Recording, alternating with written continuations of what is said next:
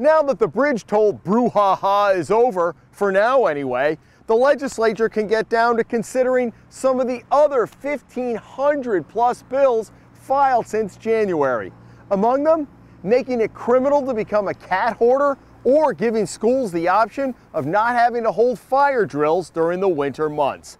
Well, we poured over all of these bills so you wouldn't have to, and here are some of our favorites. The chairman of the House Finance Committee has proposed a law requiring the State Budget Office to produce a citizen's guide to the state budget that is, quote, easily readable and understandable by the general public.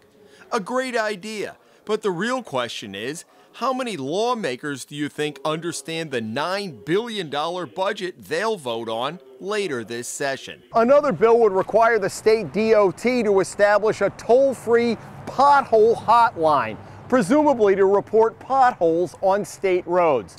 The bill doesn't say anything about actually getting the potholes fixed. It even suggests a number, 1-800 or 1-888 pothole. Of course, we all know how these things go. My suggestion, how about 1-800 don't hold your breath? Here's another beauty.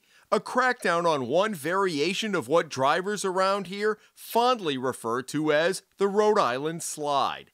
One lawmaker actually filed a bill that would prohibit motorists from moving into the intersection at a light waiting to turn. It carries up to a $1,000 fine for a third violation.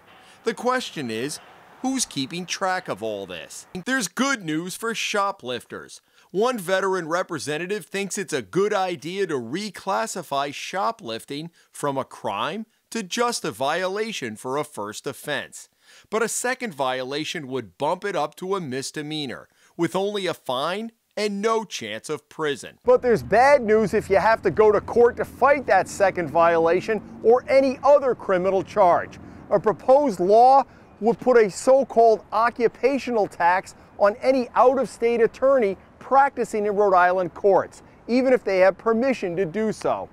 Just expect that to get tacked onto your legal bill. Two bills come under the heading of Massachusetts wannabe. The first would allow the use of the breakdown lanes for travel on Rhode Island's highways, just like they do on the Southeast Expressway in Massachusetts.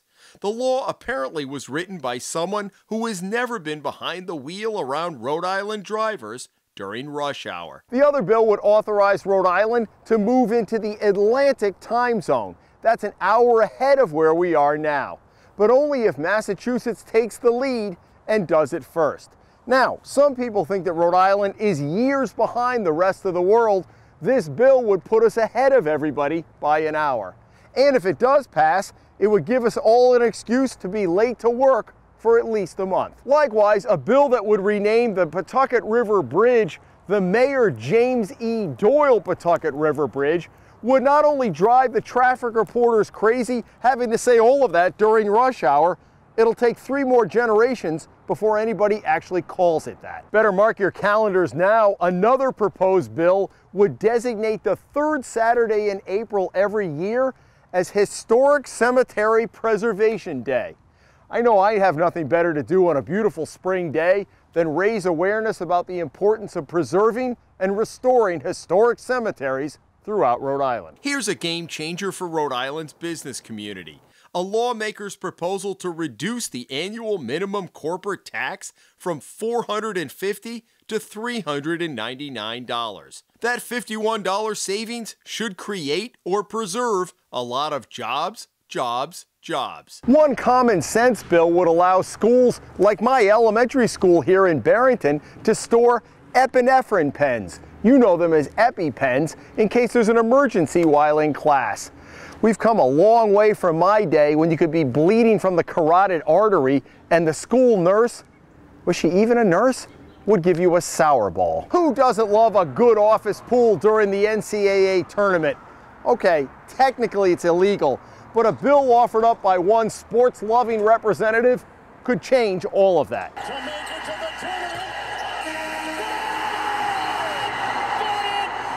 March Madness has grown into one of the biggest sporting events of the year.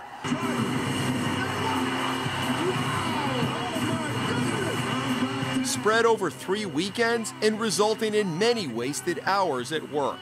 You may remember that some state workers got pinched by the state police a couple of years back for running a seemingly innocent office pool. That would all change under a law that says basically if the pool is among friends and no bookie is involved, it would be no harm, no foul. But you better call your state senator or rep and tell them to get off the schneid and pass the bill.